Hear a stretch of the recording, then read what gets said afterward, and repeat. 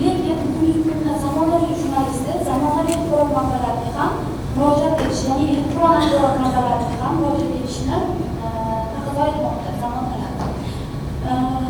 Jurnalist manbaga shu qadar tayanadiki, u voqeani shunchaki bayon qilayotgandek ko'rinadi. Aslida uning vazifasi bayon qilishdan ham ko'ra muhim, ya'ni ishonchli manbalarni to'plash va asos sifatida manbalarni ham ko'rsatishdir. Zamonaviy texnik qurilmalar rivoji, turli dasturiy ta'minot namunalari va ular osonlashtirishga imkon beruvchi sun'iy intellekt generatorlari, internet tizimlari, ijtimoiy tarmoqlar va boshqa ochiq manbalardan oqilona foydalaniladi. Oldin kerakli ma'lumotlarni topishi samarali tashkil etiladi. Agar mumkin bo'lsa, man taqdimotlarga kelamiz. Taqdimotni qilsam, endi hozirgi ishtirokchilarga tushunarli bo'ladi. 2026-yil mart oyi holatiga ko'ra dunyo aholisi 8 milliard 282 millionga yetdi.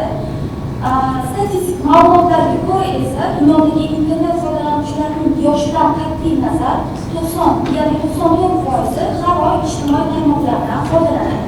Ya'ni bu degani har bir internet foydalanuvchisi o'zining axborotini internetga bevosita fuqarolik jurnalistikasi darsida joylashtirib boradi va buning natijasida jurnalistlar ham fuqarolardan axborot olishi mumkin bo'ladi. Ya'ni bizga qo'shimcha axborot manbalari yuzaga keladi.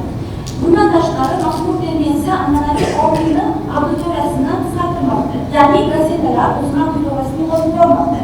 Xo'sh, bunday holatda gazetalar nimalar qilishi kerak? Eng asosiysi jurnalistlar, tadbirlar, turli tashkilotlar va favqulodda holatlar duch kelib qolganda voqeani yoritish bilan birga fuqarolarning ijtimoiy tarmoqlardagi jamiyat hayoti bilan bog'liq taraqqiyotdan muhim xabarlarni ham kuzatib borishi lozim bo'ladi.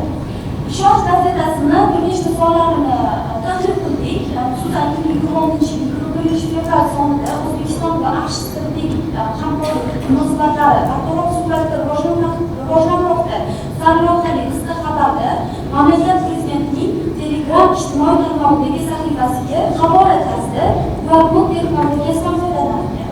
Ya'ni bu ishonch gazetasini zamonaviy axborot manbalariga murojaat etayotganini bildiradi. Bu QR-koddan rasmiyat qiladigan bo'lsak, biz bevosita O'zbekiston Respublikasi Prezidentining Telegram'dagi o'sha matbuot xizmati kanaliga bevosita ulanamiz. Gazetada ijtimoiy tarmoq va rasmiy sayt hamkorligi yaxshi yo'lga qo'yilgan. Yuqoridagi sonda Andijon viloyati hokimining o'rinbosari qat'iy ogohlantirilgani va Adliya vazirining pedagogika uchun jazo chorasi qat'iylashtirilgani haqidagi xabarlarning havolasi uchun ham mazkur texnologiyadan foydalanilgan, ya'ni QR-kod texnologiyasidan foydalanilgan. Ikkinchi slayd siz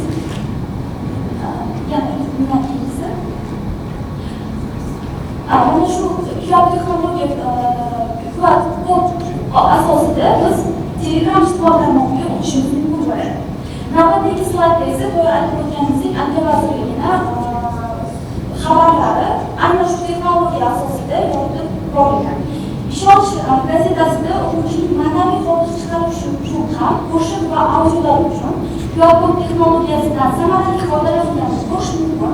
Bu gazetani nafaqat interaktiv qiladi, balki auditoriya e'tiborini tortadi, gazetani zamonaviy formatda ishlayotganini isbotlaydi, o'quvchi vaqtini tejash, gazeta dizaynini samarali tashkil qilish va boshqa qulayliklarni beradi. Internet jurnalistik mavzular ko'lamini kengaytirish, yangi manbalarni izlash, auditoriya uchun o'zak bo'luvchi qahramonlarni topishda yangi sahifani ochdi.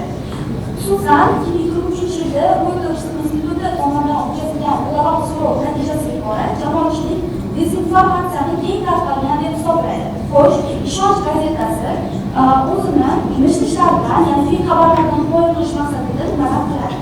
Va tadqiqotim davomida, tadqiqotimiz davomida Ishonch gazetasi rasmiy axborot manbalariga ko'proq murojaat etishini kuzatdik. Ya'ni gazeta internet manbalaridan kamroq foydalanadi, lekin barcha gazetalar kabi Ishonch gazetasining olamda bugun kun ostida beriladigan xalqaro yangiliklarda internet yangiliklaridan foydalanishi kuzatildi. Ammo gazeta ikkilamchi manbani keltirmasdan birlamchi manbaning o'zini keltirganini aniqladik. Xabarda quyidagicha keltiriladi. 25 fevraldan boshlab 85 davlat fuqarolari Buyuk Britaniyaga kirishdan avval elektron ruxsatnoma rasmiylashtirilishi shart. Yuqoridagi yangilik Britaniya Ichki ishlar vazirligi tomonidan ma'lum qilingan holatda ham uni jurnalist to'g'ridan to'g'ri eshitmagan, demak vazirlikning xabari rasmiy sayt yoki shu saytdan havola olgan boshqa saytlar orqali tarqatilgan. Bunday vaziyatda Ishonch gazetasi to'g'ridan to'g'ri birinchi manbaga murojaat etganda manbaning ishonchliligini ta'minlash yanada samarali bo'lar edi. Bizning taklifimiz.